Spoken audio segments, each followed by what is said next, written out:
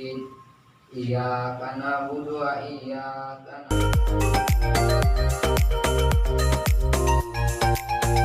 Assalamualaikum warahmatullahi wabarakatuh. Waalaikumsalam warahmatullahi wabarakatuh. Bu, kami di sini ingin bertanya tentang FPP dalam pembuatan FPP di kelas 7. Nah, Bu, bagaimana cara pembuatan FPP dalam masa pandemi ini? Waalaikumsalam warahmatullahi wabarakatuh ya.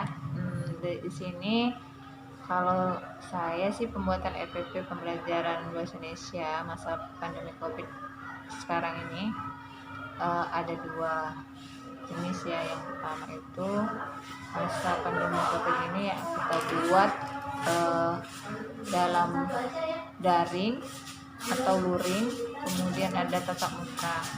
Beberapa bulan yang lalu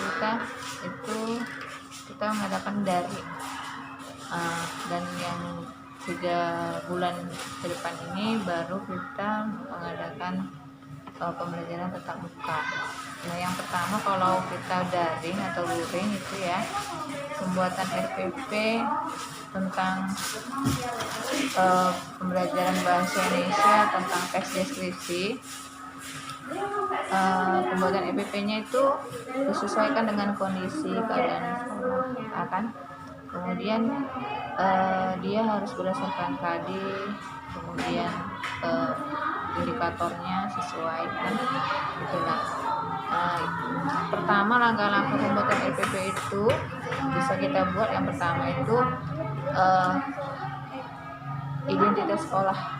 Yang pertama ada identitas sekolah. Identitas sekolah itu kita isi, kan, nama sekolahnya.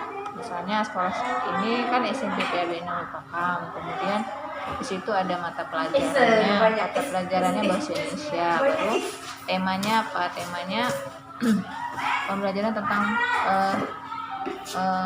teks deskripsi, ya kan. Baru kelasnya kelas 7, KD-nya misalnya KD yang kita isi itu KD 31, 33 gitu kan, kita isi gitu. Atau yang sesuai saya buat ini nggak ada langsung KD-nya, ada langsung tujuan pembelajaran ya, kemudian tadi kelas ya, kelasnya, baru alokasi waktunya, baru yang B-nya itu tujuan pembelajarannya. Tujuan pembelajaran di situ untuk siswa. Jadi tujuan pembelajaran yang kita pelajari itu siswa tadi atau peserta didik tadi dapat mengetahui apa itu teks deskripsi, kemudian objeknya, isinya, tujuan dari teks deskripsi tersebut, kan? Baru yang B-nya itu langkah-langkah pembelajaran. Langkah pembelajarannya kegiatan inti, kemudian kegiatan inti kita biasanya kasih salam gitu kan, baca doa gitu kan, baru mengabsen kehadiran siswa.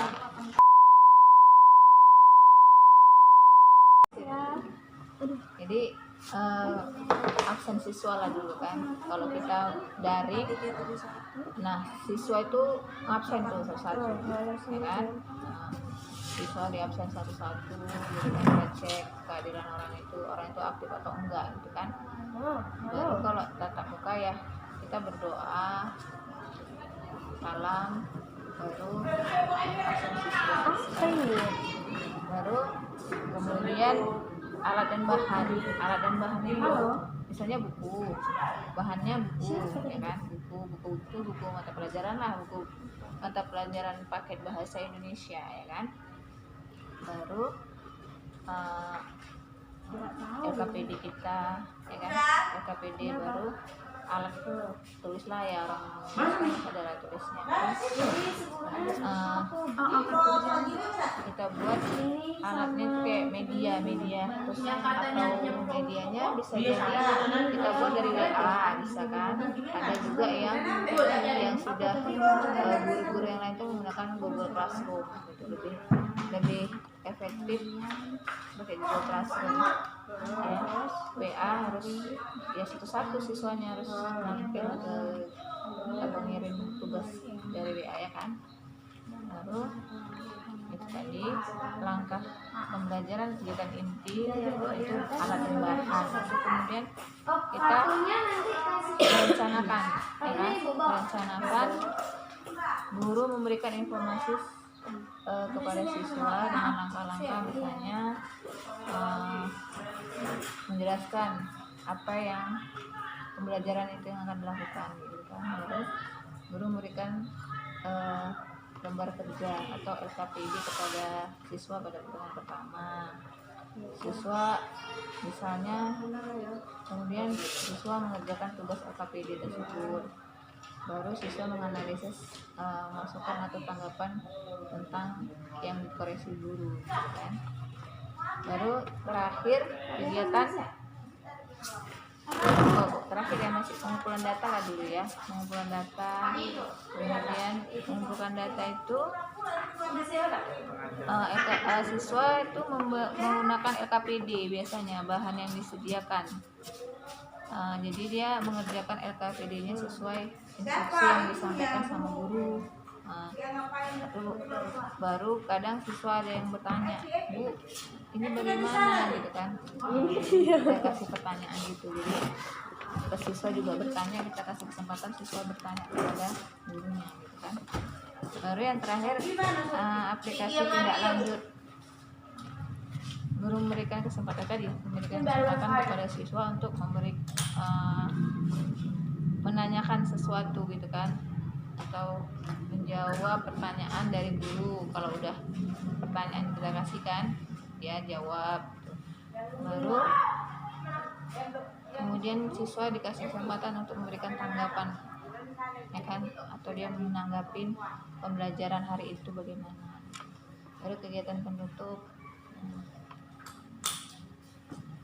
Kegiatan menutup itu bisa siswa dan guru bertanya jawab untuk mengumpulkan pembelajaran hari itu. Lalu guru melakukan refleksi ya kan. Refleksi dengan tanya jawab manfaat pembelajaran yang dilakukan hari itu gitu kan. Kemudian guru memberikan penutup pembelajaran, mengajak berdoa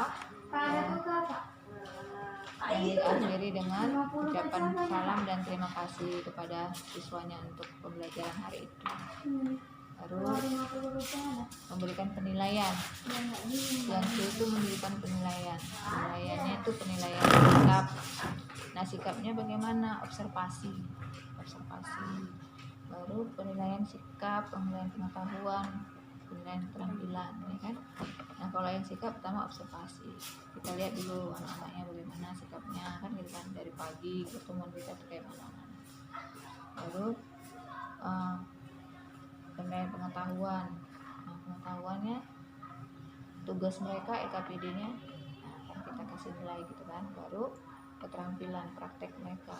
Kalau ada praktek, mereka membuat sebuah teks gitu kan.